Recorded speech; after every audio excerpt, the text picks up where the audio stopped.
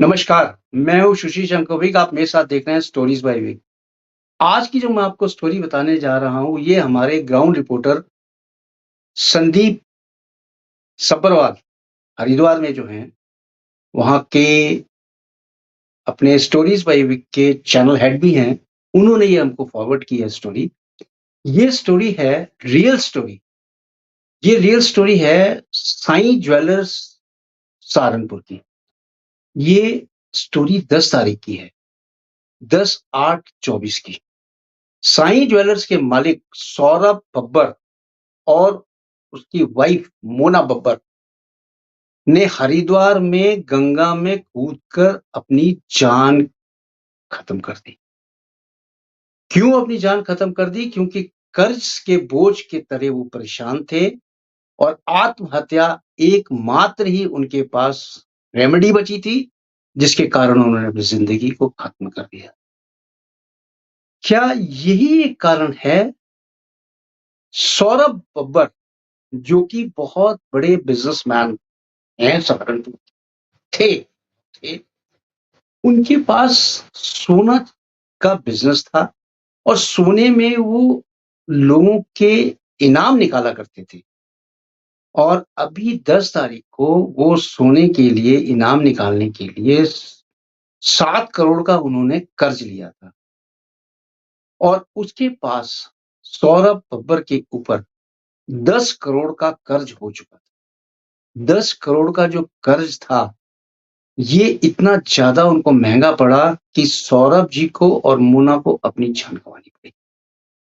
ये एकदम सीधा-साधा केस लगता तो नहीं है, बहुत ही अच्छे लोग थे सौरभ और उनकी वाइफ मोना, लेकिन ये जो है, ये एक असमर्थता हो गई। इनके पास एक सुसाइड नोट भी मिला था जिसमें लिखा हुआ था, बहुत अधिक कर्ज होने के कारण हम इसको चुकाने में असमर्थ हैं, इसके लिए हम अपनी ज़िंदगी समाप्त करते हैं। अब सुसाइड नोट में क्या लिखा था उसको आप ज़रा गौर से सुनिएगा।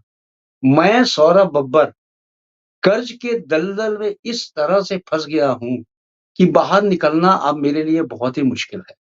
कोई रास्ता मुझे नहीं नज़र आ रहा है और अंत में मैं और मेरी पत्नी मोना जीवन को समाप्त करने जा रहे हैं।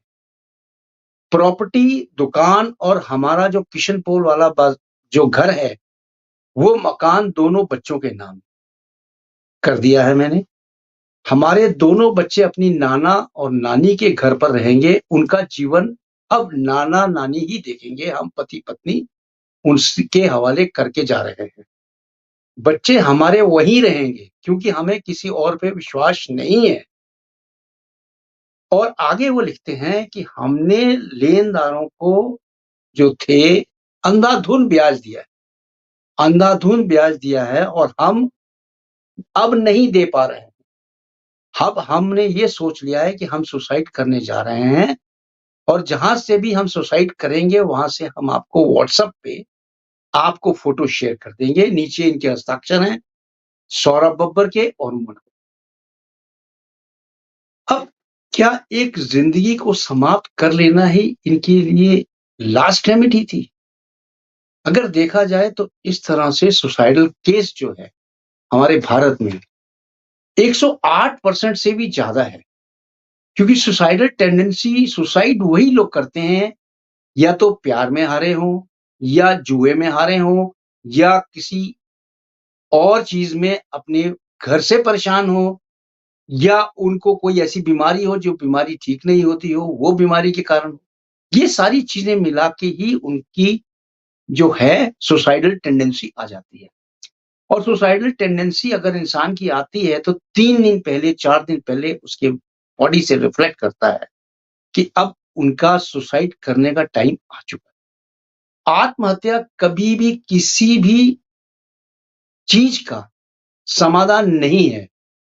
आज समाज में जागरूकता की आवश्यकता है। यह घटना इस बात से फिर से एक तरह से उजागर करती है कि हर व्यक्ति की ज़िंदगी बहुत कीमती है और हर व्यक्ति ऐसी मुश्किल समय से गुज़रता है। ऐसे मुश्किल समय से जब वो गुज़रेगा, तो उनको क्या करना चाहिए अपने करीब रिश्तेदार लोगों से मदद माँगनी चाहिए, ना कि खुदकशी की तरह एक कदम उठाना चाहिए। और खुदकशी का कदम उठाने का मतलब है कायरता। इसका मतलब आप ज़िंदगी से तंग आ चुके हैं और ज़िंदगी को अब आगे जीना नहीं चाहते हैं। ज़िंदगी तो आपको भगवान ने दिया है आगे ले जाने के लिए। आप यहीं पे अपनी जीवन लीला समाप्त कर रहे हैं, ये बहुत कायरता है। अब परिवार और परिजनों के लिए पीछे आप क्या छोड़ के जा रहे हैं? दुखों का पहाड़। दुखों का पहाड़ इतना बड़ा होता है कि उसको नहीं देखा जा सकता है। अब आप क्या सोचते हैं कि जो दुखों का पहाड़ ये छोड़ के गए हैं, अपने बच्चों के लिए, अपने रिश्तेदारों के लिए और अपने सबके लिए, क्या ये रिकवरी हो सकती है? नहीं। सौरभ बब्बर की लाश तो मिल चुकी है, मोना की लाश की अभी तलाश जारी है, अभी तक मोना की लाश नहीं मिली है। तो बेसिकली हमारा ये स्टोरी बताने का मतलब ये था कि आप कर्ज़ तो हर आज चौथा व्यक्ति जो है वो कर्ज़ से डूबा हुआ है। लेकिन इसका ये मतलब नहीं है कि आप कर्ज़ ले रहे हैं तो आप अपनी जीवन लीला को समाप्त कर दें। अगर आपने कर्ज़ लिया है, पहली बात तो आपको कर्ज़ लेने की ज़ुम्मत ज़हद ही नहीं करनी चाहिए। आपके पास जितनी चादर है उतने ही पैर फैलाओ। अगर आपके पास कर्ज़ ले रहे हो, तो उसको चुकाने का भी हिम्मत रखो। अगर आप चुका नहीं सकते हैं कर्ज़ को, तो इस तरह से अपनी जीवन लीला समाप्त करने का आपको कोई अधिकार नहीं है। ज़िंदगी एकमात्र जीने का अधिकार दिया है भगवान ने और वही भगवान ऊपर से लिख के भेजता है कि किस तरह से आपको जीवन चलाना है। देखा जाए तो जो सुसाइडल केसेज़ हैं, आज इंडिया में बहुत ज़्यादा हो रहे हैं। पढ़े-लिखे लोग ही सुसाइड कर रहे हैं, अनपढ़ भी सुसाइड कर रहे हैं। सुसाइडल टेंडेंसी आने का मतलब है एक तरह से विकृतता आ जाती है दिमाग के अंदर और उस विकृतता को बचाने के लिए ही काउंसलिंग बहुत ज़रूरी है। आप टाइम से टाइम अब देखिए सौरभ जी जो थे, ये बहुत ज़्यादा साईं भगत थे और ये हर थर्सडे को लंगर लगाते थे और बहुत ज़्यादा दान-पुण्य करते थे। उन्होंने इतना बड़ा कदम उठा लिया, उठाने का मतलब ये था 10 करोड़ का जो उनके पास जो उन्होंने लोन लिया हुआ था, यानी कर्ज़दारों से। बैंक का लोन नहीं था, ये कर्ज़दारों का था और कर्ज़दार उनको चारों तरफ से परेशान कर रहे थे। तो एक यही मात्र ज़िंदगी खत्म करने का इनके पास कोई ऐसा रवैया नहीं है। इनको ज़िंदगी नहीं खत्म करनी चाहिए थी, बल्कि फाइट करना चाहिए था। आज उन बच्चों पे क्या बीतेगी? बच्चे छोटे-छोटे हैं। बच्चे अपने नानी के पास और नाना के पास रह रहे हैं। अब आप देखें उस बच्चों के ऊपर क्या बीतेगी? वो जब बड़े होंगे तो उनको क्या समझ में आएगा माता-पिता की जो छत्र छाया है, अभी से उनके ऊपर से उठ चुकी है। कैसी ज़िंदगी है ये? कैसा जीना है? कैसा देश है?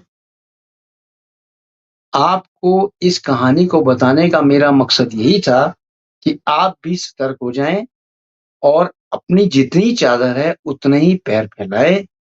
जय हिंद, जय भारत।